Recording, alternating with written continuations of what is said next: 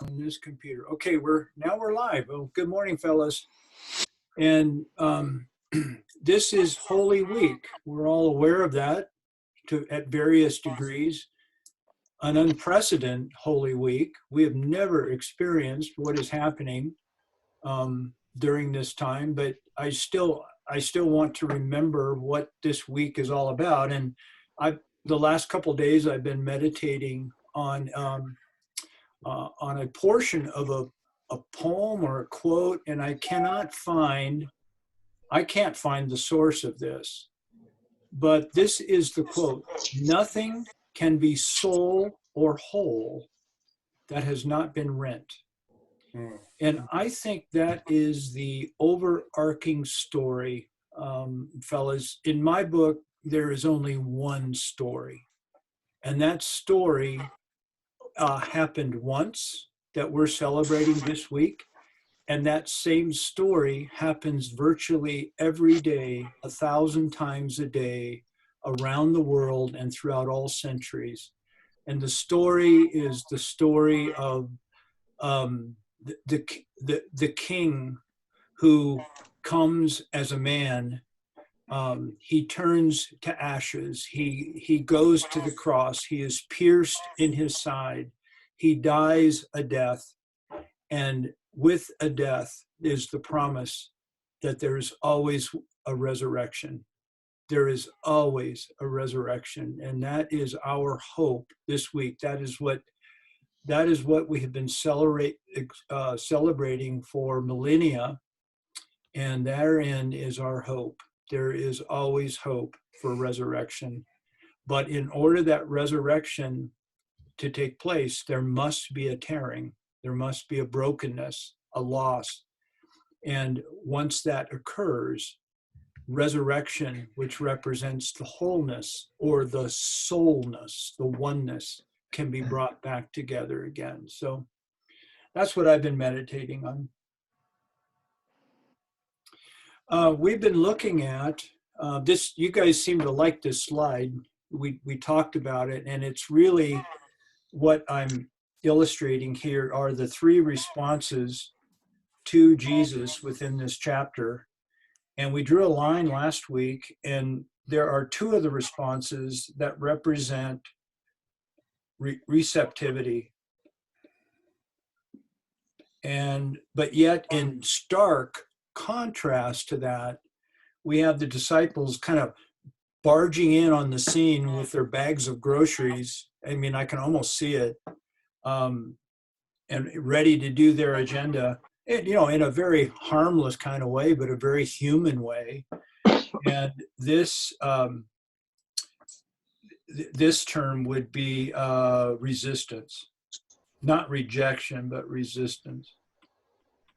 There's a resistance here.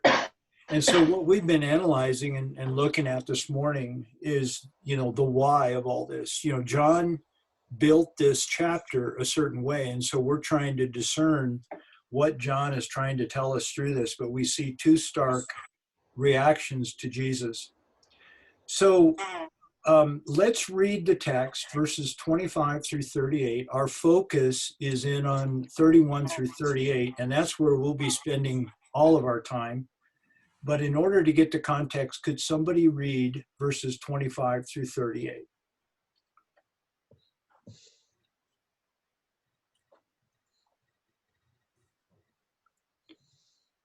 Meanwhile, go ahead. The woman said to him, "I know that Messiah is coming, he who's called Christ. When that one comes, he will declare all things to us." Jesus said to her, "I who speak to you am he." At this point, his disciples came, and they were amazed that he had been speaking with a woman, yet no one said, "What do you seek?" or "Why do you speak with her?" So the woman left her water pot and went to the city and said to the men, I was supposed to start at 31, sorry. No. You're good. The man who told me all the things I have done, is this not the Christ? Or this is not the Christ, is it? They went out of the city and were coming to him. Meanwhile, the disciples were urging him, saying, "Rabbi, eat." But he said to them, I have food to eat that you do not know about. So the disciples were saying to one another, no one brought him anything to eat, did he? Jesus said to them, my food is to do the will of him who sent me and to accomplish his work. Do you not say, there are yet 4 months, and then come the harvest? Behold, I say to you, lift up your eyes and look on the fields, for they are white for harvest. Already he who reaps is receiving wages and is gathering fruit for life eternal, so that he who sows and he who reaps may rejoice together. For in this case, the saying is true, one sows and another reaps. I sent you to reap for that which you have labored, that which you have not labored. Others have labored, and you have entered into their labor. Thank you. Dave, I really Your appreciate quote is from W.B. Yeats. Thank you. Yes. Yes, thank you very much. Well, Dave, you read it. I really appreciated your emphasis and how you read that this morning. And yes, I did ask you to read 25 through 38. But while you were reading, I encircled the text portion that we'll be looking at this morning. It's going to be a short teaching. Then we're going to try the breakout rooms this morning and see how that goes. So that'll be kind of fun. I don't think I'll make any more comments on this right now. Notice the yellow. It says, "One sows and another reaps." The saying is true. Maybe I will comment on that because I can't recall if I'm going to bring that up later. Jesus is referring to a known reality, and we could call it the law of the harvest. If one sows, one is expected to reap, and that would be as old as the hills. There's some background going on. And one sows and another reaps. Now, I cited Micah 6:15 because the prophet Micah uses this law of the harvest within his book, and he states this idea in contrast to the people of Micah, people of Israel, because of their sins. 6:15 says, "You will sow, but you will not reap." Thus stating the law of the harvest in reverse. In other words, because of their sins and rebelliousness, they're applying their actions with the intent, the law of the harvest, for a reaping harvest. And in the prophet Micah says that is not true. Well, Jesus takes this idea and runs with it and basically puts it on his head. And he says, because everybody would have known that, but there must have been a second phrase, a second truth that was known at that time, because he says in verse 37, "For in this case, the saying is true," which would be in stark contrast to the law of the harvest. In some cases, one sows and another reaps. You get that? You get that idea? That's how I think he is using this phrase. So let's just move on. So last time we looked at least from my perception, a model that I use and believe in as far as how growth happens. And just to briefly state it, people are able to understand only one stage beyond their current stage of growth. Verse 32 states that Jesus says, "I have food of which you are not able to understand at this time." I don't think Jesus is criticizing them. I think Jesus is stating where they are in their development, in their discipleship. he is talking about things that they are yet able to understand. In my understanding, they are what would be called a level 2, which is characterized by tribal thinking. I think that was the predominant way of thinking of culture at that time. The woman of Samaria and the people of Samaria are certainly in that level of awareness. And so I'm loosely stating that they are in their discipleship journey at a level 2, and they're just not able to understand it. It's a fact. He's not criticizing it, just the way it is. Number 2, what people don't understand, they naturally reject, ignore, or fight. We've seen that already in the text. Why are you, a Jew, speaking to me? The woman says. Number 3, to move from one stage of growth to the next requires a troubling unknowing, a wounding, or which we identify as loss. And this is how I think. It's not original with me, but I think in order for us to grow, there must be a dying. We don't just get it by acquiring more information. More information is helpful, but through a death experience, a loss, is where our categories are rattled to the core, and we become open to true growth. Otherwise, I would call it a mere rearranging of the furniture. Nothing really changes. We may decorate and paint the room, but it's still business as usual. Number 4, one's current stage of growth is indicated by a forgiveness and an inclusion of the prior stages of growth. We see this demonstrated time and time again through Jesus's interaction with people within the gospel. So that's what we talked about last week. Now, to just briefly look at the text, and then I want to get into table time through the breakout rooms. So number 1, the flow is Jesus states there is something the disciples do not yet understand. We've already mentioned that, verse 32. And then in verse 33, the disciples verify or demonstrate that that's true. They are talking apples and oranges here. Jesus says there's a food of which you do not know. And the disciples respond in a very disciple kind of way. Gal, did anybody feed him? They're in two different worlds here.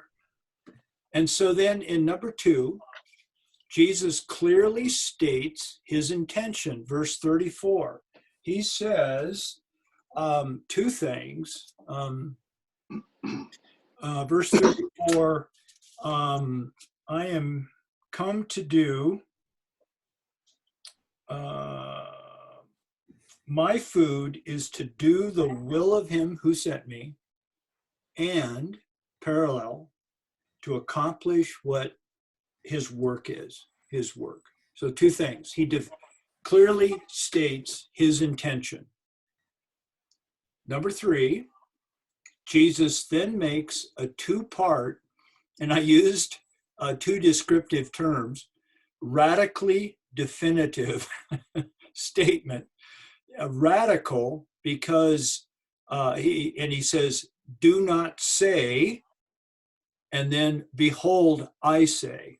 Now this, of course, echoes Sermon on the Mount and how he would teach at other times. But I just want to sit on this for a minute. Do not say there are 4 months yet to harvest. When my mother was alive, I traveled, I was counting it up, probably over 200 times. I've been on the route between Fort Collins and Greeley.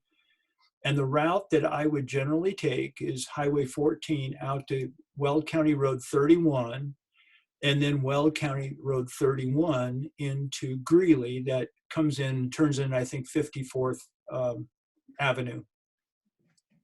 And that would be a really good route to my mom's house. Well, out on County Road 31, it is nothing but farmland. And if you and I were to get into a van and we were to go out there this morning, and I pull over on the side of the road, and we get out and we walk into that field, what would we see? What do you guys think we would see? Dirt. Dirt, possibly now.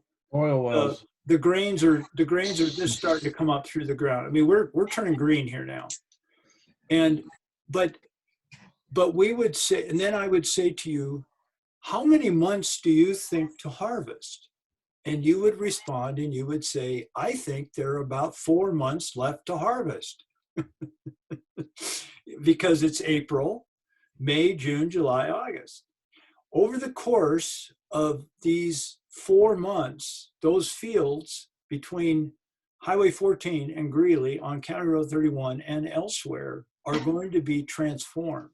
But they are in no way ready to be harvested now, from our perception.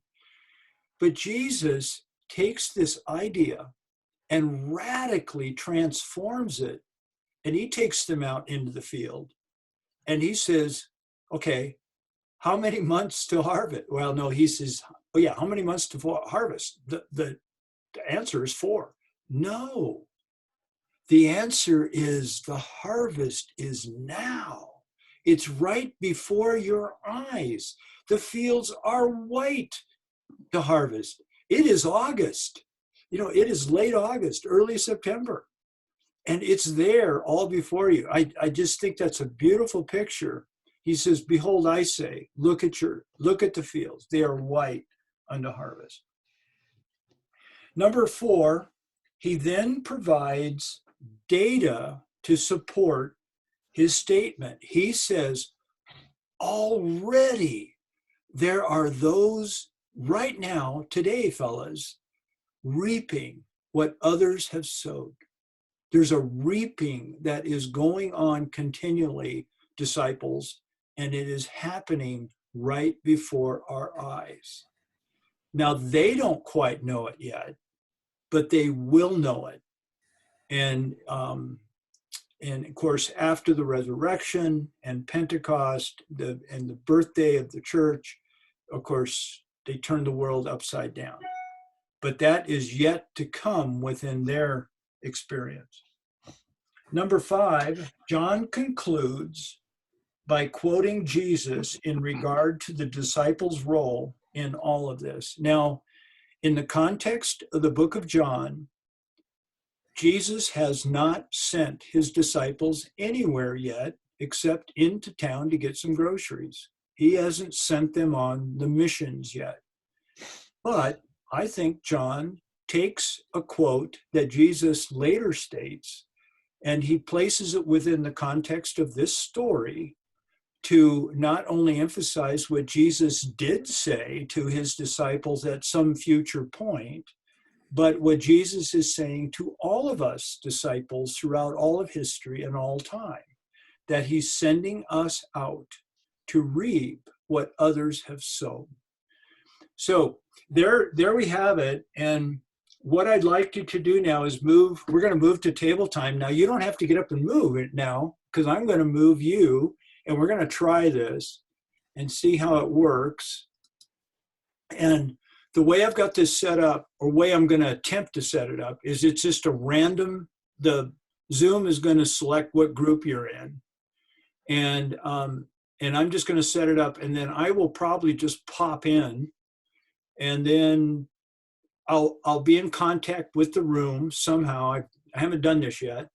And when I say when I say the break rooms are going to end, I think we get 60 seconds, and then we'll all appear back together and we'll have some closing comments. So let's have some fun with this and just see how the breakout room.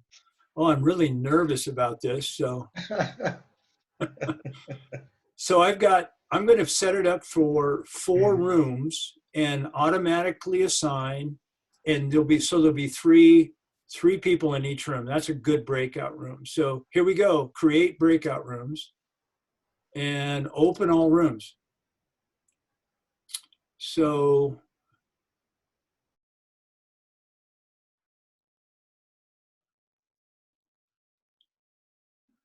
now in my room, I've got Vince and whoop.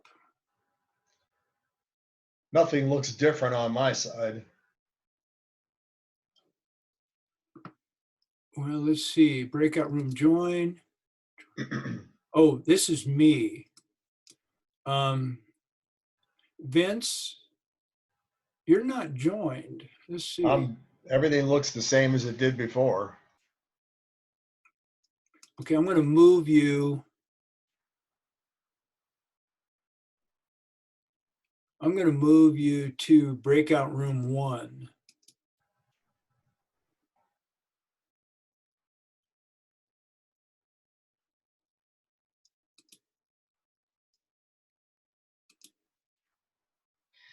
I'm going to move you to, let's see,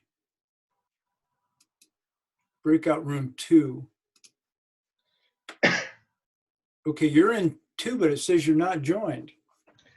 Yeah, it might be my computer resources. Maybe I'll show up tomorrow in the breakout room. I don't know. Well, it may be you and me. Are you, so do you see everybody's picture? Nothing has changed when you were teaching before. It's exactly the same as it was. I don't see anything broken out visually, anyway. Well, before, when I was teaching, did you see everybody's head? I did. And do you still see everybody's head? I do. Can they hear you? I don't know if they respond. Well, do they look like they're responding to you? Nobody's moving, so I'm going to say that these are residual images from last time. Okay. Well, bear with me here. I don't know what to do with this. So I'm going to go join. Can you hang for a little bit? I'm here. Okay. Let's see, where am I?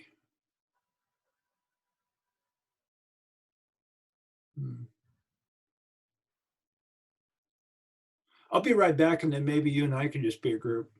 All right. I just want to try this out to see. Yeah, do what you do. Okay. Your camera's turned on. Well, let me see here.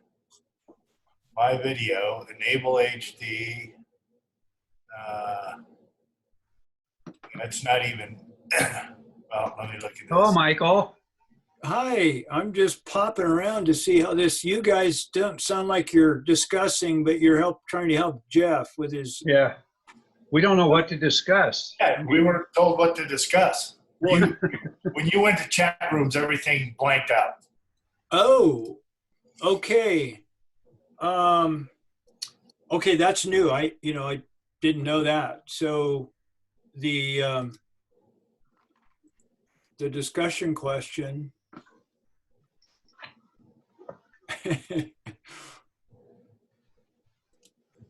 Let's see if this works here. Can you see that now? Yes. Okay, that's Okay.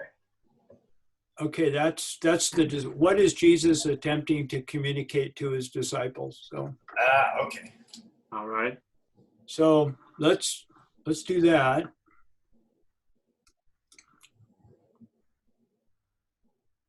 And I'm going to pop around here to see what other foibles we have. So Okay.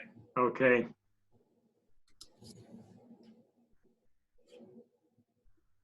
yeah, I gotta find the breakout rooms. Okay. Breakout rooms. Here we go. Okay, I'm gonna leave this one.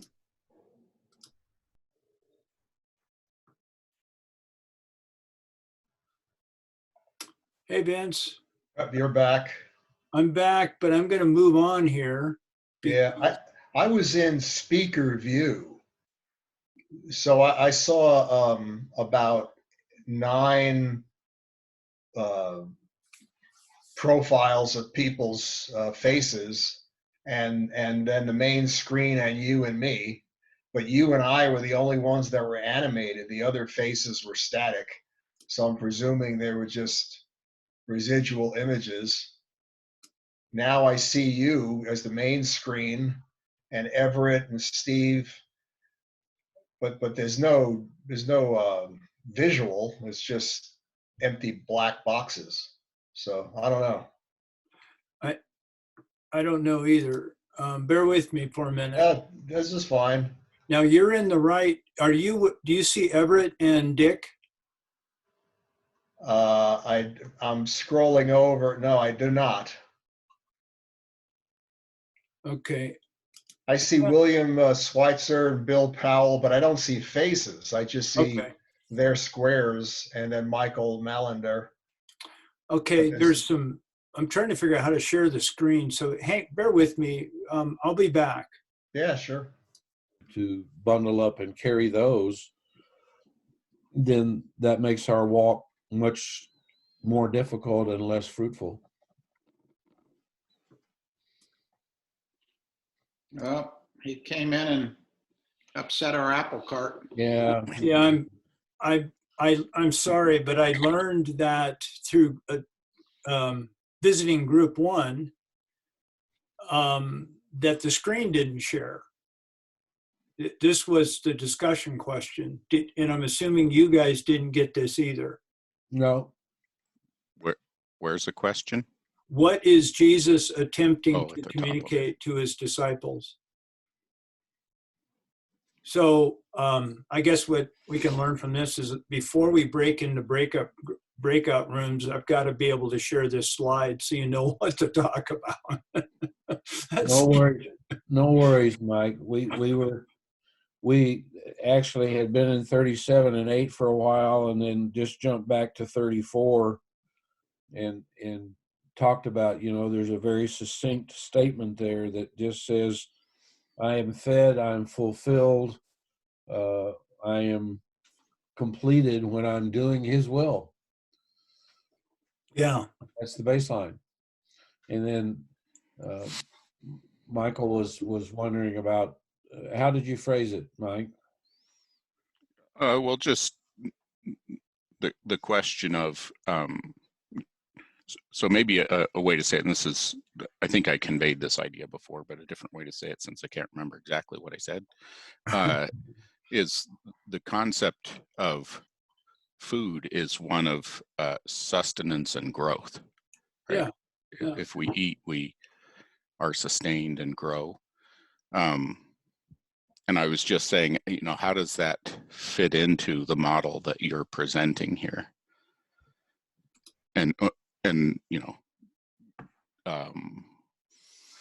going to is there a forego that different question, Mike, not to be rude by any means, but I'm kind of roving here to see. I'm going to let you guys just continue. Sounds like you're on. Oh, that's fine. Yeah. Yeah. But Okay. I'm trying to learn here. So bear with me. I'm going to leave your room, and then you'll get some sort of notification that, okay, your discussion's going to end in 60 seconds. And then I guess it'll automatically switch us back. You don't have to move a chair at all. So sorry to interrupt you guys. Oh, okay. It's gonna pull us back into the big group. Yeah, I Okay. hope so. And if not, All right. I'll have to come and get you. So just Well, don't you're lock your door. controlling, ain't you?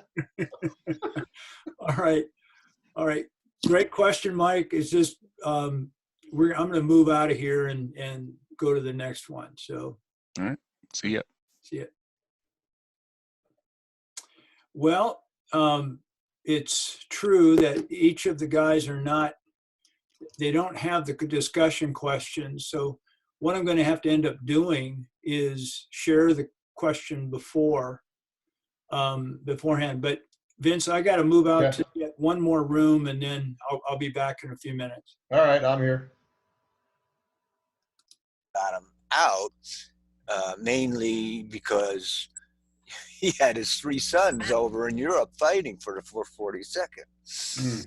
And my dad, who was a machinist, he was actually laid off simply because he was Japanese American descent. He was an American, but he was Japanese descent. Oh, here we go. Yeah. Well, I talked to my kids. They're a little scared right now. There we go. Yeah, they're out and they're all sitting out in Iowa, but they've been reading about these reports of attacks on just Asians in general. And Yeah. and they're and I talked to Melody, my daughter, who's works with who's the group that delivers food, kind of like Uber. She gets paid for it, but she's been really busy. I said, have you encountered this? And she goes, I don't know, I'm not sure. She said, but she was at Costco one time. And she turned around, this guy came around the corner and looked at her and just turned around, like almost practically ran away from her. And she said, that felt really weird, so. So fella, I'm going to interject here for a minute. I've got the ability to bounce around and this is our first time through, of course. And what I realize now is my screen share doesn't automatically go to the rooms. So, I can adjust that. But you didn't, I sent you off to a room with nothing to do. So we talked about that. We've had some good conversations. Yeah, we said that. I didn't intentionally do that. But here is the discussion question. What is Jesus attempting to communicate to his disciples? So the question is, once I leave the room, will this stay on? And we'll find that out when we regroup. You're going to get a prompt here in a short time that says you got 30 seconds or a minute to wrap up, and then we'll all be joined back to the room. At least I think that's how it's going to work. But if I lose you, just don't lock the door so I can get back in, so I can, so we can finish it up. So we don't know how to lock the door. We'll see you in a bit. Okay. All right. Well, I got one more, same problem. So I'll be back one more time. Yeah, sure thing. This is the room you're supposed to be in, the one I'm going to now. All right. Are the other rooms working? Yeah, but they're working, but they just didn't know what they were supposed to do because my screen share. Gotcha. And I listened to that most evenings at sunset. Santa didn't worship the sunrise and sunset. She worshiped God, but she left that legacy with me too, to watch the sun rise in the morning. We're done. Okay. All right. And I have to say goodbye now. Okay. Say goodbye to everybody. Okay. Everett, hope it goes well. And Thank you. We'll be in touch. So. Okay. Have a good week, buddy. Yep. Yeah, have a good week. We're working out the bugs with this. We're working out the bugs with this screen share. I sent you guys off to a room to discuss with nothing to discuss because I didn't know the screen share wouldn't move with you. So we'll work on that, how to fix that. So Dick, I'm gonna pop out and you're gonna just be here just briefly by yourself, and then I'm going to pull us all back together and hopefully we all reconvene in the one room. Quick question, Mike. Yeah. Did you have me in a room with someone other than Everett? Because Yes. It was just the two of us. Yep, I did. Vince was to be in your room and he never left for some reason. It says he didn't join. Okay. So I don't know what that means. I'll find out. But I couldn't get him out of that room to be, he's placed in your room, but he's not showing up. Okay. So we'll reconvene in just a few minutes. So. Okay. Yeah. Interesting, huh? Like my former business partner said, sometimes I wonder and then again, I don't know. Yeah. It doesn't make any sense,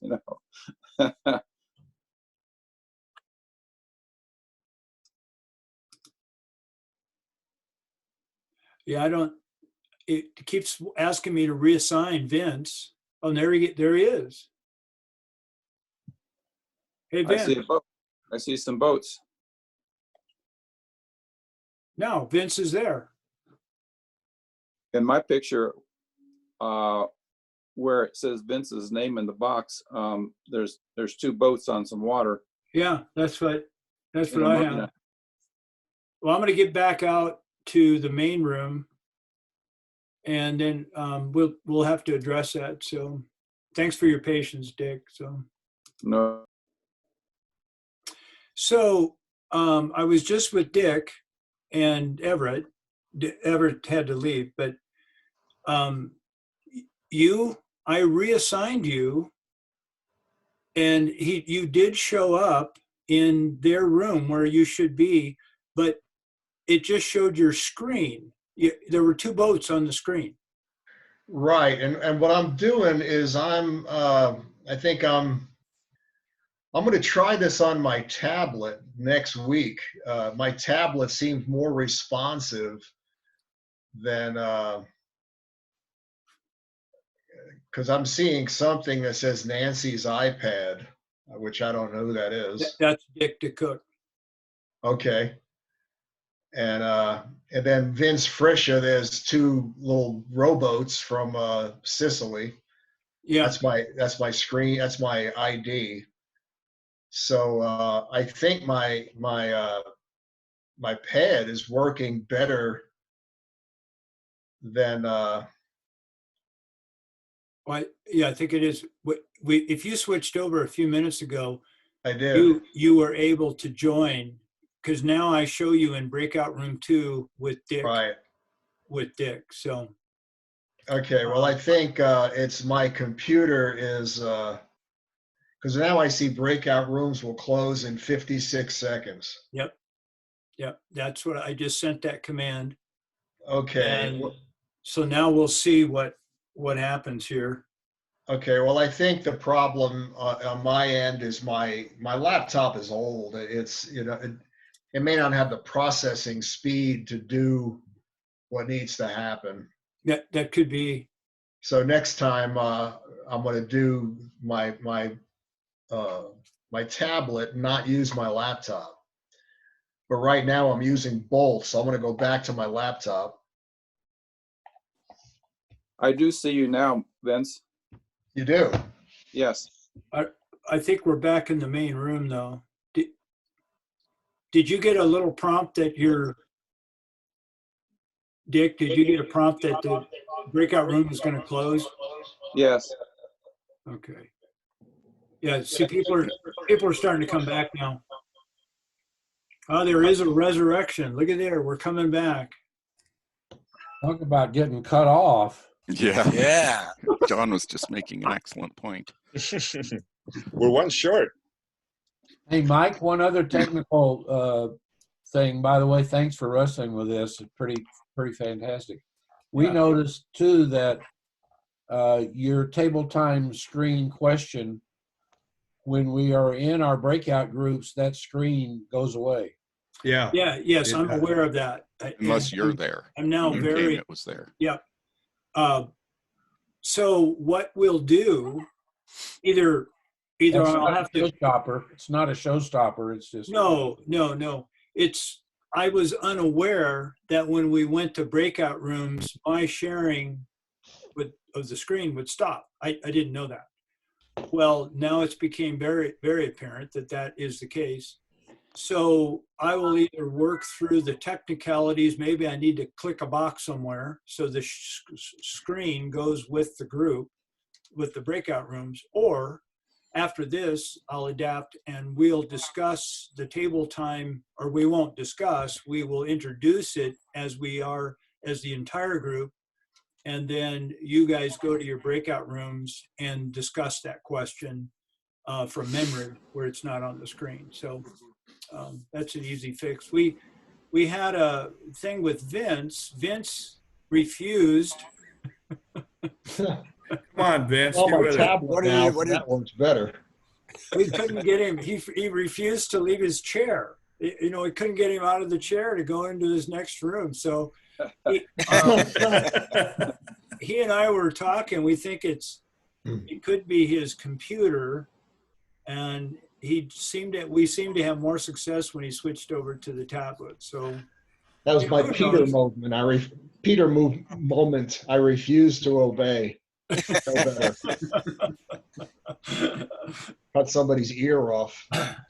Well, this was this was a very interesting try for breakout room.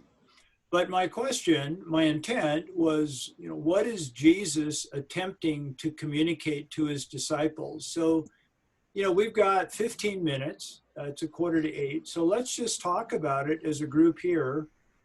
Or if you've got questions or comments from your groups, I think Mike had something.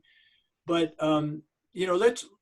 let's focus in on this question first, and then if we have time, we can look at other things. But what is Jesus trying to get across to these disciples? What are your thoughts?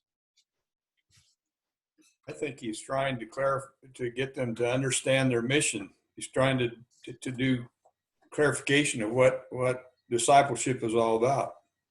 At the front end, I mean, they are now at the front end of their yeah. And what is it, Bob, about their discipleship that Jesus is trying to communicate? What do you think? What can we go deeper with that? Well, it's not about so much about the daily duties like going to get food, but it's to understand the kingdom and to understand that they're to become his mouthpiece, his feet, and to help build the kingdom. Draw people into the kingdom. It's not always what you see or what you hear temporally, but it's what the Father speaks to you. Huh. Good. Are you addressing the white with harvest verse?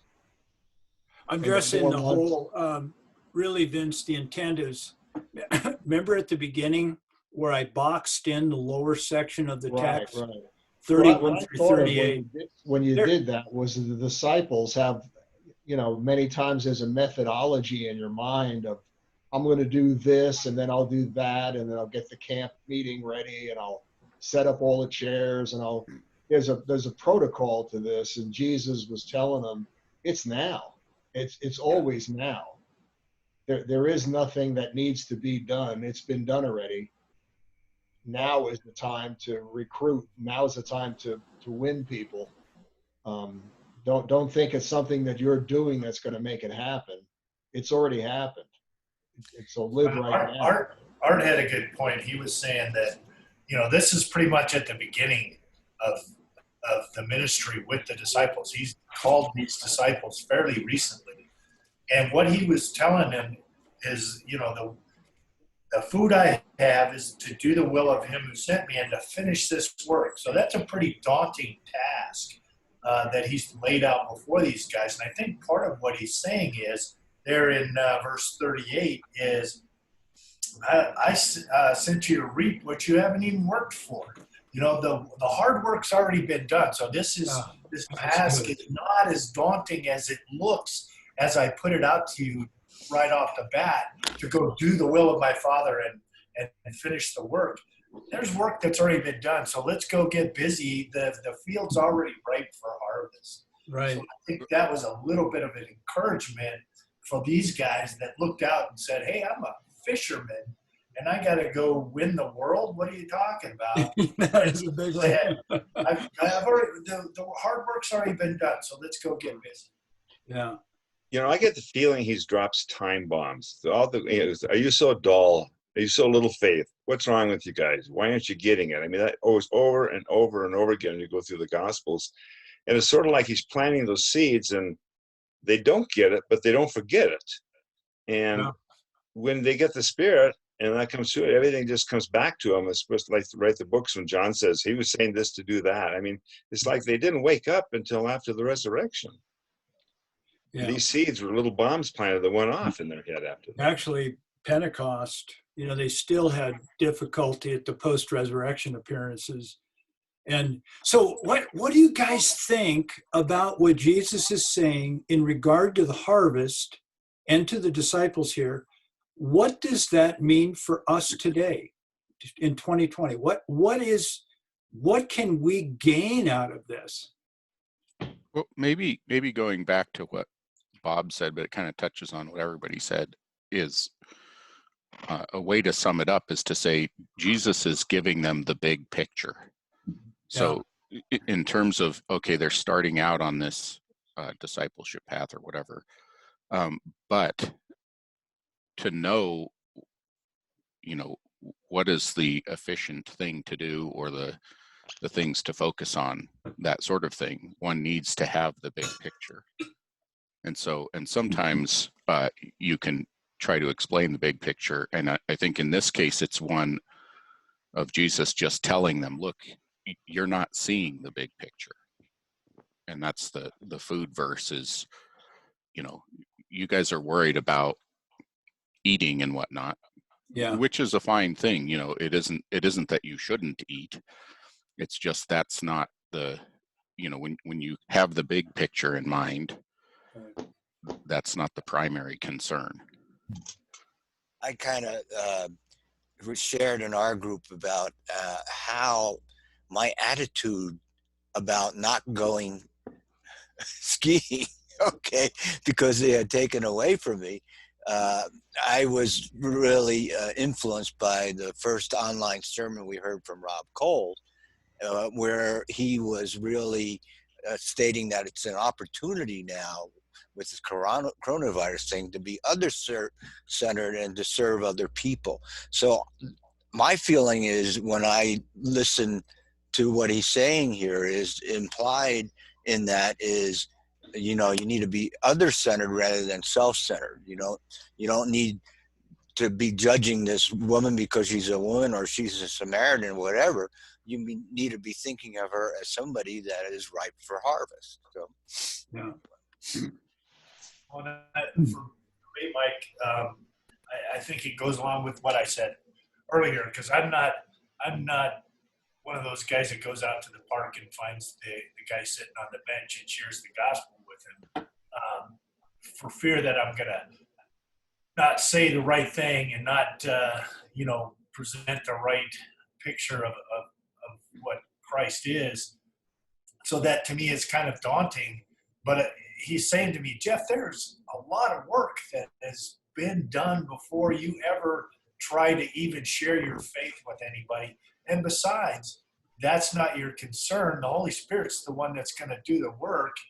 And he's the one that has done the lion's share of what's going on in your discipleship journey. So just get out there and get the work done. Go out and share the gospel, because it's not as daunting as you make it. I think, Jeff, that we, probably everyone in this meeting, we all come from a perspective that is very much, as you stated, we tend to categorize texts like this of, I need to do something more, meaning I need to buy some tracts. Now, we probably wouldn't do that today as we would 30 years ago, and go out and find a guy on a park bench and share the gospel. This is where I think our heads go. In contrast to that, and I agree 100% with what you're saying, but I also agree with what you said, that with this conversation we're having, Jesus is stating the work is already done. Right. And I think that the key phrase that keeps sticking in my head, not in the text, but certainly implied, is, fellas, open your eyes. I'm not asking you to go out and find a guy on the bench. Open your eyes to what is around you. It's there. Take a look. That is the heart. That is the heart of the text that I'm feeling. So, what are your comments on that? Mike, I would like to say that as we're talking here, the words that keep coming to my brain is be alert, be on the alert.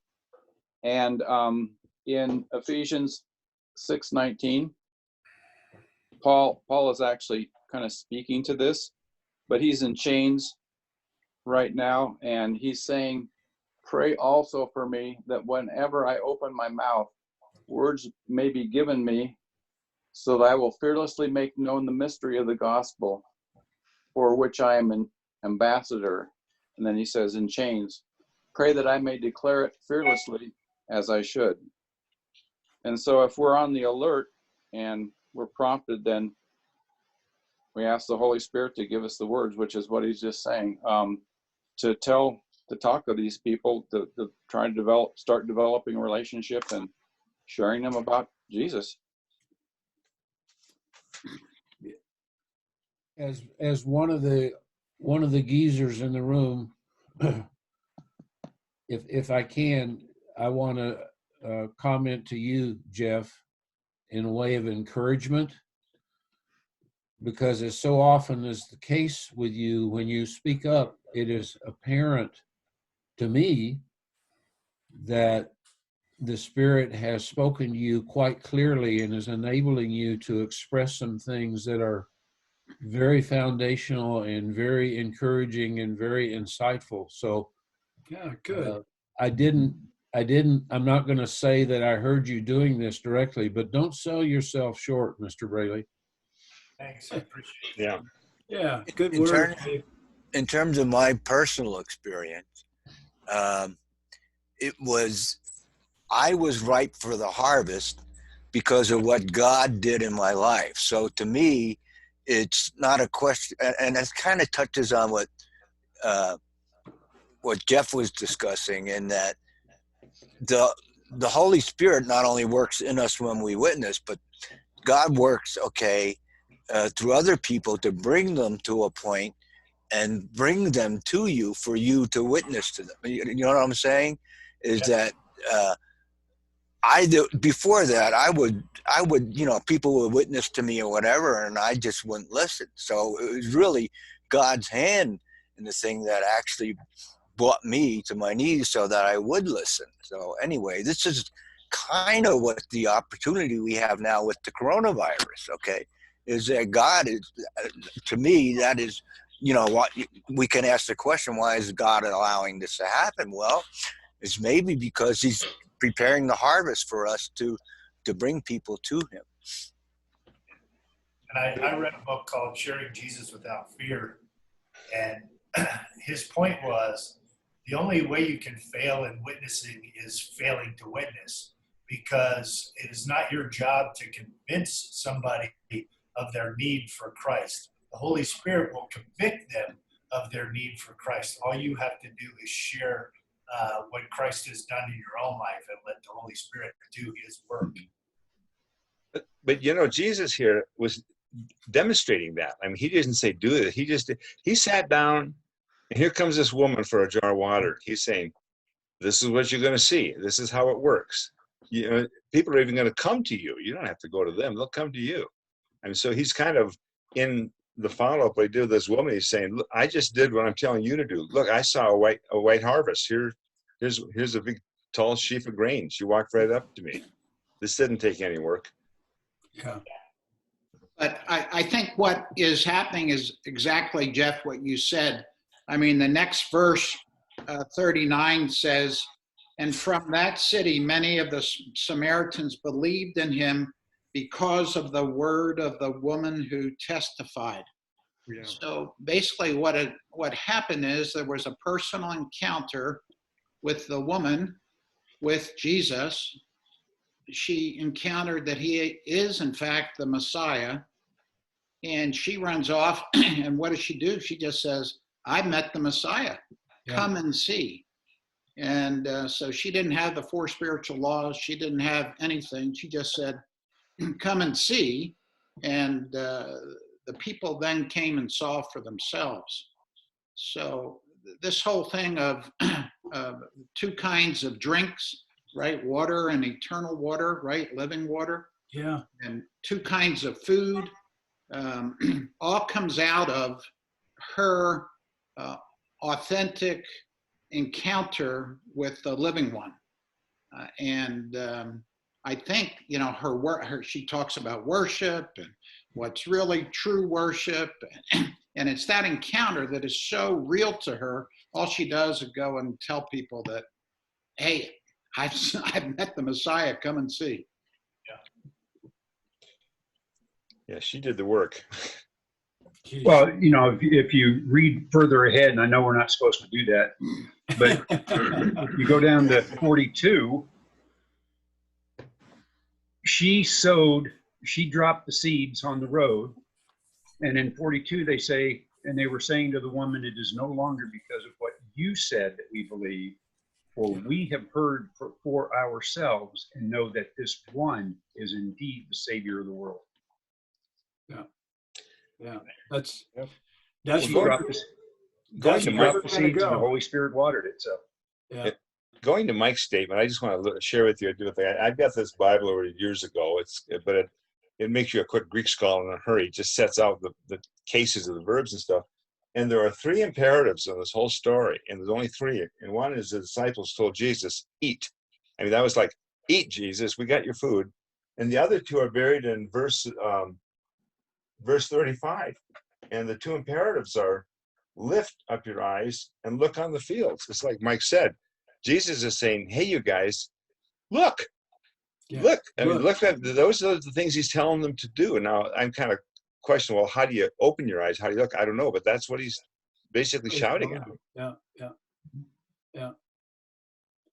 Well, fellas, it's 8 o'clock. It's actually 8:01. We've gone for an hour, and thank you so much. We'll work through the mechanics of the rooms next time.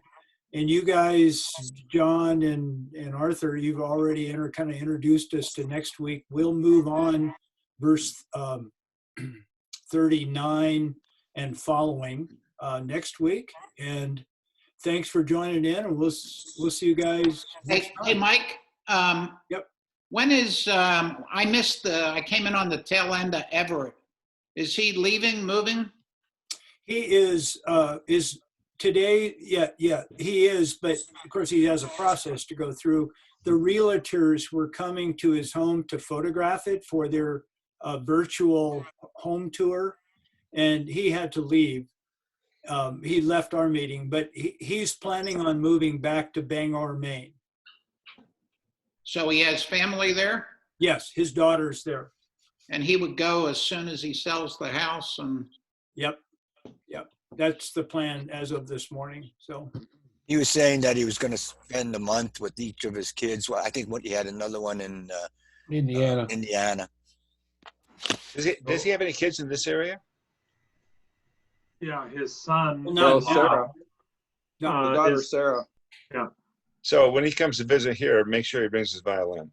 Well, I don't think they're moving. They're the ones that are moving to Bangor, Maine. That's because his son-in-law is a priest at that Anglican church. So he's been reappointed to be that same position in Bangor, Maine, and so that's why so there won't be any family here then.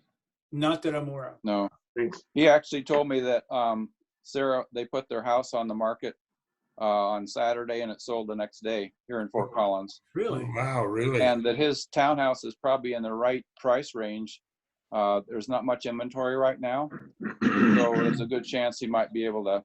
I was saying it'd be nice if he got in a little bidding war where they would raise the price. He'd get more for his place than what he was asking for it. So that'd be cool. That would be nice, yeah. But he already has a contract. He also mentioned Bill or whoever it was that said you didn't pick up on it earlier. He was more than game for joining us on Wednesday morning from Bangor, Maine. Leaving. Yeah. That'd be cool if he tuned in every once in a while. Yeah. No travel costs, Well, he could actually sleep in because it'd be 9 o'clock back there. Yeah. So. Well, fellas, I'm going to sign off. Thanks, Mike. Mike. Generator tasks. So have a good rest of your week. Thanks for joining in. And by golly, we're making progress here. So celebrate the resurrection. Yeah. Thanks, Mike. Yes. He is risen. He is risen indeed. He is indeed. All right. Bless you guys. Bye now. Bye.